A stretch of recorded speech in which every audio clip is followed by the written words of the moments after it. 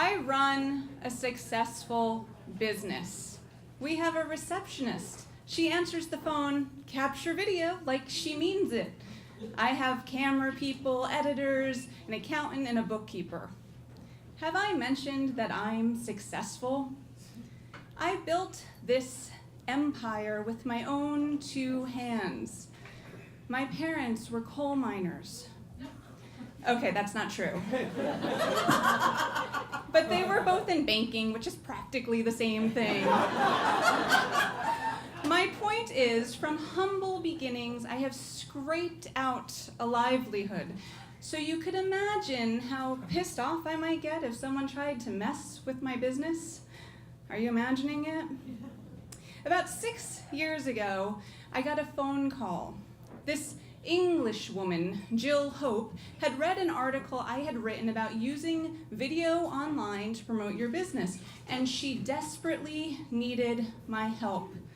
She was an orphan, and she was raising money to save the orphans. Would I be her producer? Would I be her angel?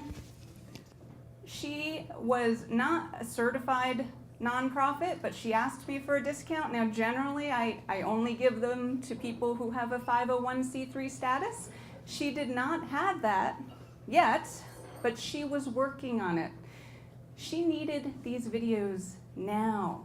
Every day that passed, more orphans starved.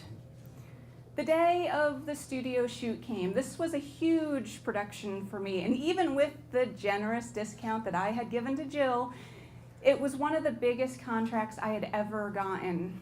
We were renting studio space. I had 10 crew people and multiple staff lined up for post-production.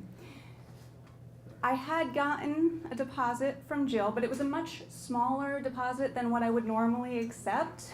Jill had explained about the grant that was coming in a few days' time to pay for the production, so I was willing to wait a few days. I mean, there are orphans starving in Africa. In post-production, Jill was very demanding. She called constantly, day and night, to make sure that we kept to the strict schedule she had set. In 3 days' time, we posted over 20 videos to multiple video websites. Jill was ecstatic. She wanted a quote on a monthly TV series, Hope TV. It was like Oprah for philanthropy. And she needed me to be her producer/angel. It felt good being an angel. And then she didn't pay. The 3 days went by, a few more. I let her know she was late and she didn't pay. I paid out thousands upon thousands of dollars to the crew and the rental site, and still, she didn't pay. Have I mentioned that I am not that successful?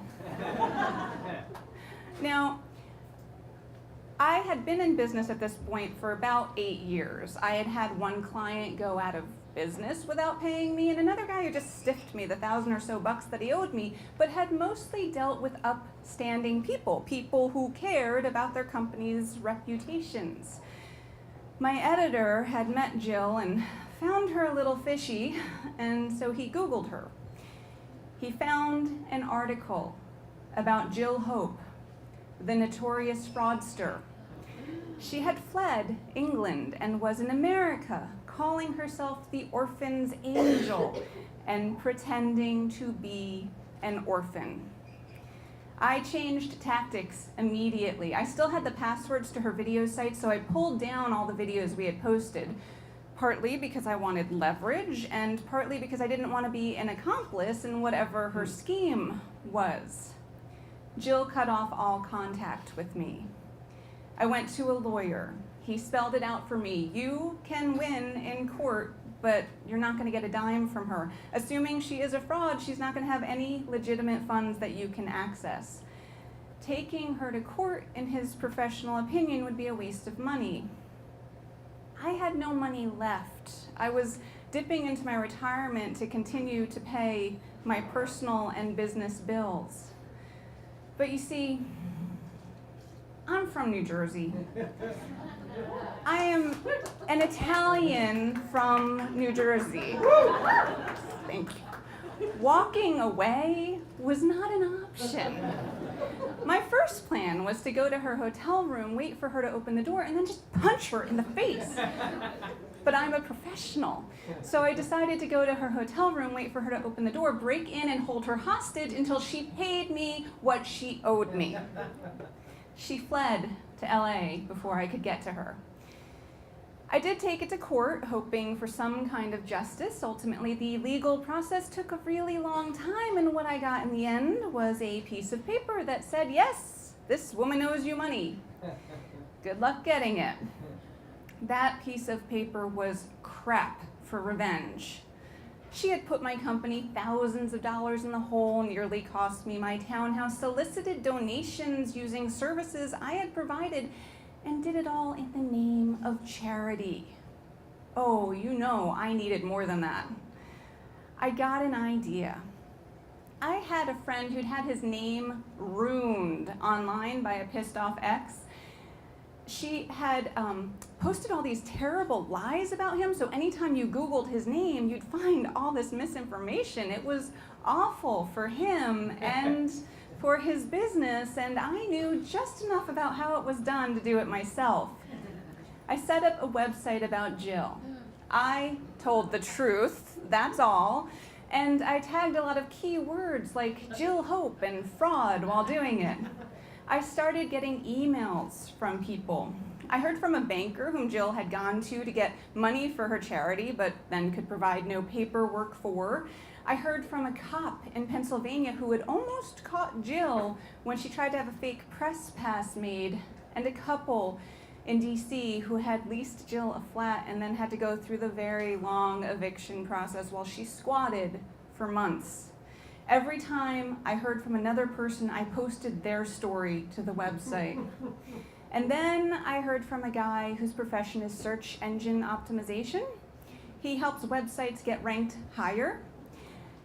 Apparently she screwed the wrong person again, because we combined forces, and within days, my website ranked #1 on all the search engines. If you looked up Jill Hope, you found me.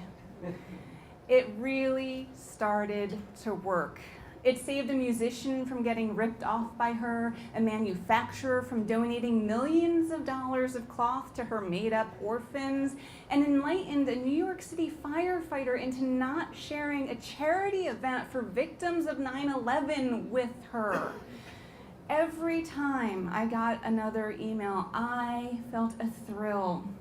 I was screwing up Jill's plans, and in my own little way, donating my services to saving the orphans from Jill.